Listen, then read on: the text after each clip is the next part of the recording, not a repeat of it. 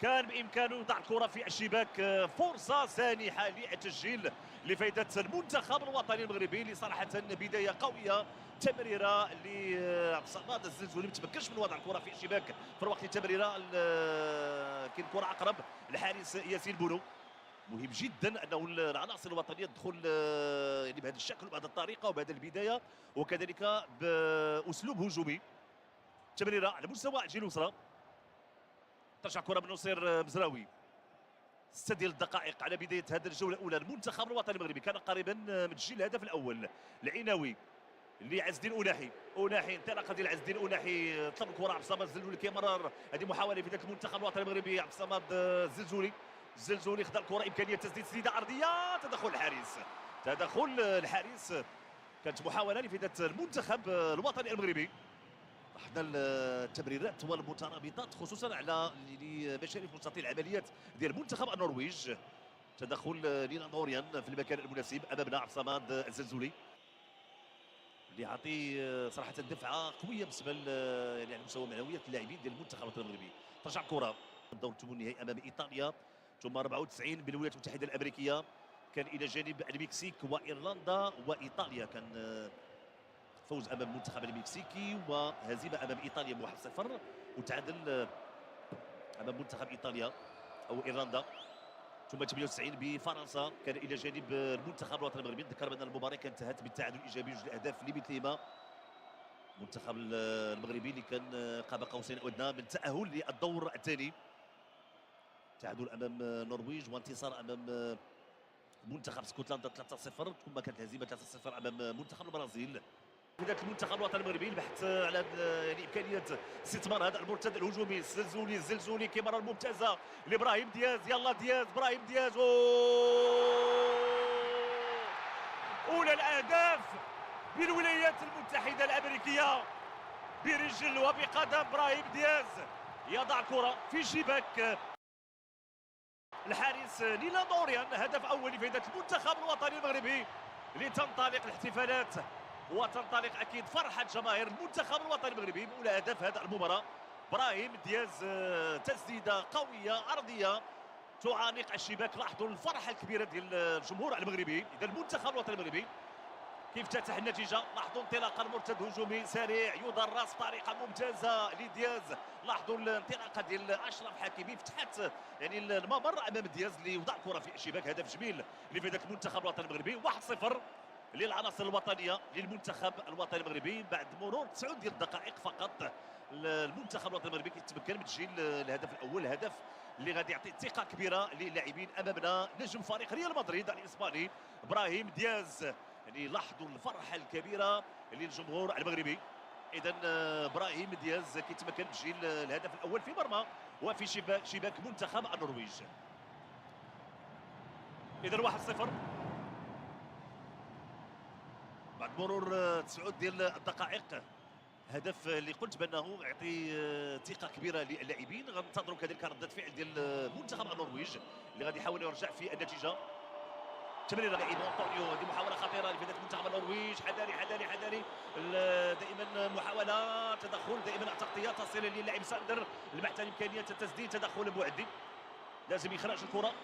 دائما محاوله وتدخل ممتاز لعيسى ديوب. طبعا المرتد الهجومي لفائده المنتخب الوطني المغربي. تدخل اعتقد كان هناك خطوره على دفاع المنتخب الوطني المغربي، ولكن التغطيه الدفاعيه كانت حاضره.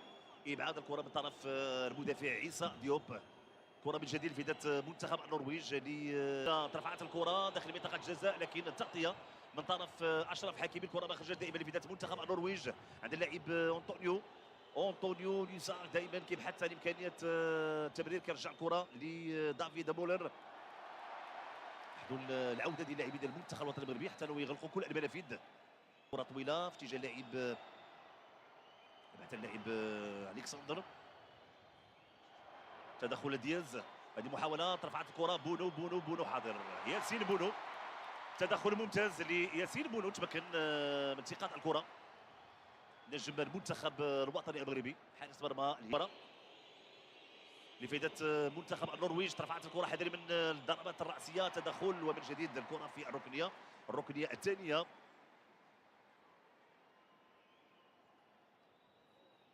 محاولة استثمار الكرات الثابته بالنسبه منتخب النرويج. امامنا لاعب هالاند يبحث عن الضربات الرأسية. تواجد عيسى ديوب، تواجد شادي رياض في حديث مع الكسندر سورلوت. اذا من جديد ركنيه لفداء منتخب النرويج. امامنا لينغ هالاند لاعب الامكانيات كبيره، المستوى التقني على المستوى البدني، يحاول قياده منتخب النرويج. هذا نهائيات رفعت الكره راسيه خطيره، مرات جانبا كانت محاوله شكلت خطوره على الدفاع ولا مرمى المنتخب الوطني المغربي. كانت الراسيه امامنا لاعب الكسندر سورلوت. لاحظوا التحركات ديال اللاعبين. راسيه اعتقد كريستوفر فاسباك هو اللي لمس الكره. الزلزولي اللي سيباري تمكن ان يرجع الكره للخلف في الوقت اللي الحكم يعني طلب موافقه لقاء بدل كره في المنتخب الوطني المغربي. دياز ابراهيم دياز الفكره كانت ممتازه، حاول انه يرفع الكره على الحارس على مستوى الجهه اليمنى. العوده ديال ناصر المزراوي هناك خطا، اعتقد كان هناك خطا بالفعل.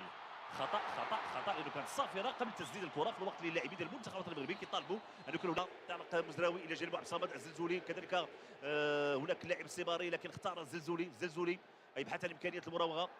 الزلزولي كيمرر لابراهيم دياز، ممتازه دي محاولات بحث امكانيه تسديد، فرصه ممتازه عبد الصمد الزلزولي. كره تمر جانبا بالقائم الايمن. اليوم كنقول بان الجو معتدل، لكن ذكرنا للطقس بالولايات المتحده الامريكيه خصوصا بنيويورك وولايه نيوجيرسي، فالامطار كتكون دائما مباغته صراحه. بالامس كانت امطار رعديه قويه،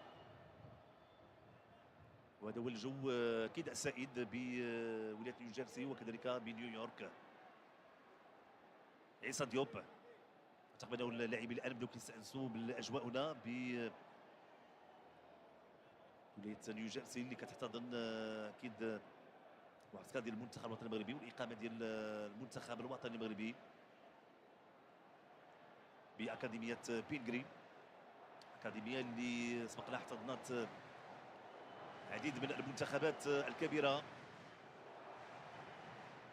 هذه محاوله لبدايه المنتخب الوطني المغربي استرجاع كره للاعب أوناحي كمرر سيباري. اسماعيل سيباري كينتظر المسانده الى جانب ايوب بوعدي في الوقت اللي الحكم المساعد كان رفع الرايه وبالتالي اعلن على وضعيه تسلل خطا لفداء منتخب النرويج. عديد من اللقاءات. هولندا واجهت منتخب بوليفيا، منتخب اسكتلندي اللي غادي يكون يعني في نفس المجموعه من المنتخب الوطني المغربي. وستكون اكيد المباراه الثانيه للمنتخب الوطني المغربي بعد ما غادي يكون واجه منتخب البرازيل. منتخب اسكتلندا فاز ب4 ديال الاهداف مقابل لا شيء. كان تالق ديال اللاعب ادامس لاعب تورينو اللي كان رئيس لاعب فريق نيوكاسل في الوقت اللي مصطفى زيكو هو اللي سجل الهدف الوحيد للمنتخب المصري، في الوقت اللي الارجنتين فاز على منتخب هندوراس بجوج الاهداف مقابل لا شيء. اليوم نتائج ديال المنتخب بشكل جيد. مشات الكره بجانبنا في ذات منتخب النرويج، دخول داخل منطقه الجزاء، رفعت الكره خطيره. اشرف حكيمي في التغطيه قبل وصول الكره لالكسندر سورلوت، كره خارج ارضيه. اذا ريرسون جوليان كيلعب الكره دائريه، تدخل ممتاز لايوب بوعدي واللي بعد الكره دائما خطوره لمنتخب النرويج. ترفع الكره من جديد داخل منطقه الجزاء، الراسيه لازم ابعاد الكره. دياز محاوله التمرير، دياز كيبحث عن الامكانيات داخل منطقه الجزاء لكن التدخل استرجاع الكره في منتخب النرويج. العوده الكره على مستوى الجبله، التعادل مشات الكره عند اوسكار يكون قوي على مستوى وسط الميدان. اوسكار يبحث عن تمريره لمنطقه الجزاء. اوسكار بوب يمرر خطيره، هدف تعادل لفائده منتخب النرويج. هذا اللي قلت بان منتخب النرويج يسعى لتحقيق هدف تعادل بواسطه مارتين اوديغار. استرجع كره دي محاوله في منتخب النرويج ونجم فريق ارسنال كيتمكن من تسجيل هدف تعادل. اشرف حكيمي يمرر لكن تغطيه حاضره. لاحظوا التمريره تعود من جديد منتخب النرويج للاعب أنطونيو كيمرر لكن الكره اقرب للحارس ياسين بونو يمرر لوحده لاعب الدقائق الاولى. الدقيقه الثانيه الان على بدايه الشوط الاول لازم تكون حاله صفريه بين تمكن من التسديد ويسجل هدف في الوسط عند لفائده منتخب النرويج. مزراوي صباح الهدف بين المنتخبين. معليش تمريره من طرف ايوب بوعدي الذي مثل هناك وقت لانظار طيب كذلك متجه لي كواحد من اللاعبين المتميزين لاعب شاب هذا المباراه الفرنسي الذي اختار اكيد ابن مارتن حامل قميص المنتخب الوطني المغربي. هدف تعادلي لفائده منتخب النرويج. البعدي اللي نسجل بسرعه بسرعه هدف لمثله بين المنتخبين. يعني رضوان الحلحالي على مستوى كرجع كره ياسين بونو. المنتخب الوطني المغربي استماري مماريات رجع كره لعصابه كتوضح الزلزول. الصوره مشات كره لسورجي سفيان رحيمي كرجع من اجل المسانده رحيمي خدا الكره الدفاعيه ديال المنتخب الوطني المغربي. ينتظر المسانده كيتمكن يتمكن من التمرير اتجاه لاعبين الخلوص. تعود ليوسف بالعبري امامنا بالعبري عند رضوان الحلحالي الاسباني لمروان سعدان شادي سفيان رياض امرابط لايوب بوعدي دائما في المنتخب عصام ديوب. الوطني المغربي فريق فولهام سمير المرابط كره في الجهه اليمنى. رضوان الحلحال الوطني المغربي هناك ثلاثي اللي كيلعب بالانديه الانجليزيه جديد الفراوي مع مانشستر وشادي رياض. الحال اللي مروان سعدان بكل هدوء مع عند فولهام. الحارس ياسين بونو ترجع الكره الحارس ليلاند اوريان فريق كرة طويلة. اشبيليا الاسباني. سفيان رحيمي لكن تدخل وتغطيه الدفاع كانت حاضره بين الخنوس. تمريره خاطئه خنوس ابراهيم كرشة كرة جديدة عند يوسف العبري. تمريره عند نائل العناوي دخل داخل منطقه الجزاء. العناوي شو غادي يعمل كيمرر خنوس الهدف يضيع. سمير المرابط هدف يضيع على عبد الصمد الزلزولي. كان مروان بإمكانه سعدان. يضع كرة في الشباك. فرصة سانحة للتسجيل لفائدة لفائدة المنتخب الوطني المغربي اللي صراحة سمير بداية المرابط. قوية. لسفيان أمرابط. لعبد الصمد يوسف العبري. من وضع الكرة في الشباك. تروح تروح للتمريرة الكرة أقرب الحارس ياسين بونو. النرويج الان مهم جدا جدا انه يقول في تمريره ممتازه لمحاوله تمريره في اتجاه اللاعب سفيان رحيمي وكذلك كيمرر أسلوب هجومي. كره سهله في تمريرة الحارس مستوى الجهة اليسرى. نوريان حاول رحيمي انه يرفع ترجع الكره كرة منتخب كرواتيا ضربات ترجيحيه هناك انسجام برازيل العديد من اللاعبين خلال دور المجموعات فاز امام صربيا وفاز امام سويسرا 1-0 امام تهزيم امام الكاميرون الكاميرون منتخب النرويج دور ثمن النهائي فكان مباراة كبيرة فوز كبير امام كوريا الجنوبيه كانت تقرب 4-0 اللقاء امام منتخب هذا كان تعلق ديال فينيسيوس ونيمار ورياض وريتشاردسون سرجع كرة. هذه محاولة رفعت كرة حذري خارج ارضيه الملعب محاولة شكلت خطورة على دفاع ولا مرمى المنتخب بالولايات المتحدة الامريكيه اللاعب كان الى جانب جانب المكسيك وايرلندا وفوق الجميع كيلعب كرة بالراس تمر جانبا من المنتخب المكسيكي مرمى الحارس ياسين بونو اللي كتضيع هذه المحاولة من طرف مروان سعدان مشى الكرة على مستوى الجنوب ثقة كبيرة للاعبين غننتظروا كذلك ردة كلش فعل منها ديال لاعب المنتخب ايوب النرويجي اميموني اللي غادي يحاول يرجع شرف في بدايه النتيجة. المنتخب الوطني المغربي تمريرة بيرج ساندر على مستوى الدفاع هناك ارتباك على لازم مستوى الدفاع ديال المنتخب النرويجي. الكرة بكرة قصيرة اللاعب هيغن كيلعب كرة في الجهة اليسرى. تعود سمير المرابط هذه محاولة خطيرة للحارس ياسين بونو. حذاري رضوان الحلحال. محاولة تدخل دائما تغطية تصل للاعب سفيان أمرابط. البحث عن إمكانية التسديد تدخل يوسف العبري لازم يخرج من الكرة. جديد سفيان أمرابط محاولة وتدخل ممتاز لعيسى ديوب صباح المرتد الهجومي لبداية المنتخب المغربي. تدخل اعتقد كان خطأ. كان هناك تدخل امام ابراهيم دياز مشى الكرة في الجهة اليسرى. الكسندر تصل ياسين بونو مروان سعدان لازم يخرج كرة من هذا الكسندر.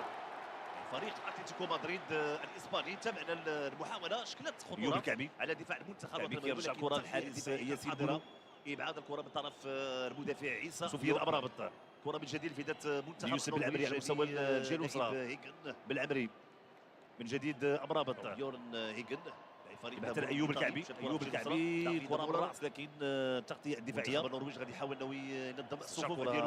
لاعب جري يحاول انه البناء الهجومي على مستوى الجهة الدفاع. اللاعب الخطير صراحة اللي دخل اوسكار بوب كان صاحب التمريرة اللي حتى هدف تعادل بالنسبة للمنتخب النرويجي مشات على مستوى الجهة اليسرى والمهاجم لينغ هالاند. انطلاقة ديال اندرياس من جديد اندرياس بيرج ساندر دخل داخل منطقة الجزاء تمريرة من طرف من جديد في منتخب النرويج رفعت الكرة داخل منطقة الجزاء لكن التغطية من طرف اشرف حكيمي. الكرة ما خرجت دائما لبداية المنتخب النرويج.